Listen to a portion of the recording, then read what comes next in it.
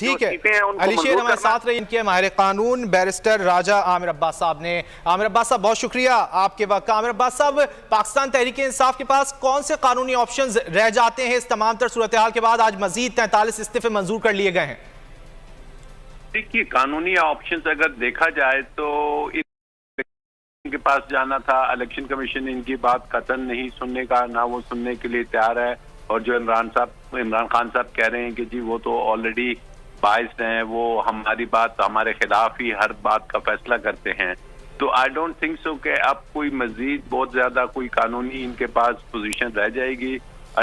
Ultimately ये इस्तीफे मंजूर होंगे और जो इनकी सोच थी कि जनाब हम चले जाएंगे नेशनल असेंबली में, और नेशनल असेंबली में ये जितना भी है कि जी इनके इल्म में था कि अगर जब हम इस्तीफे देंगे तो राजा रियाज ही लीडर ऑफ अपोजिशन होगा। इनके इल्म में था कि अकाउंट्स कमेटी के जो चेयरमैन हैं वो उधर ही से होंगे।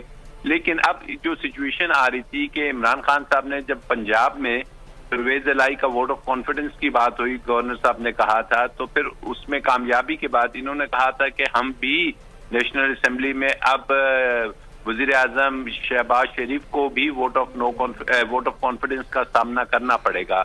और ऐसी सूरत हाल में वो जो इनके मुनहरिफ अरकान हैं जो इस वक्त अपोजिशन में बैठे हैं, अगर ये 40 या 50 या 100 चले जाते तो फिर अपोजिशन इनकी हो जाती, पार्लिमानी लीडर इनका होता, और फिर अगर वोट ऑफ कॉन्फिडेंस की काउंटिंग होती तो वो अफराद सुप्रीम कोर्ट के फैसले के बाद उनका वोट जो सा है जाने के लिए ये तमाम इस्तीफे इस वक्त मंजूर किए हैं। और स्पीकर साहब ने जिस अंदाज में ये तमाम कार्रवाई की है पहले दिन से लेके आज तक, वो एक ऐसी सिचुएशन है कि जो कि बहुत एम्बैरेसिंग है। जिस तरीके से कभी उन्होंने स्टांस लिया कि इन राइटिंग होना चाहिए, इन पर्सन एक एक को इंफरादी तौर पे आना चाहिए, वो नहीं आए, और उसके बाद यकमुश्त उन्होंने ये ऐलान कर दिया।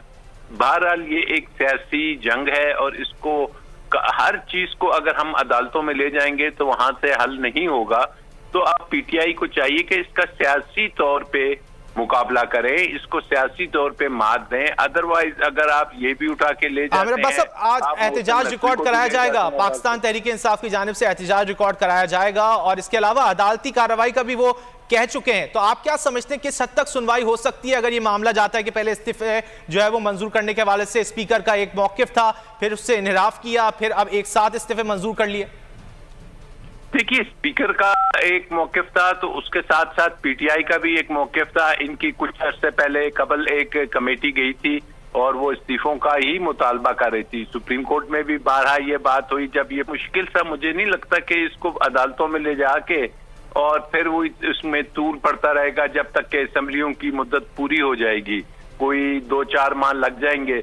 तो मेरे नजदीक तो अदालतों में कोई हर चीज को ले जाना, मोहसिन नकवी साहब को अदालत में ले जाना, इसको भी इनको पहले से इल्म में था कि अगर हम असेंबलियां तोड़ेंगे तो जो सीएम आएंगे केयर टेकर, वो इलेक्शन कमीशन के जरिए आएंगे और इलेक्शन कमीशन में वो जिसका भी नाम देगी पीडीएम, वो उसको आंखें बंद करके अपॉइंट कर देंगे। तो दे मस्ट नाउ इसको पॉलिटिकली हैंडल करें। एहतजाज रिकॉर्ड कराने से और एहतजाज का भरपूर मुजाहरा करने में बहुत फर्क है।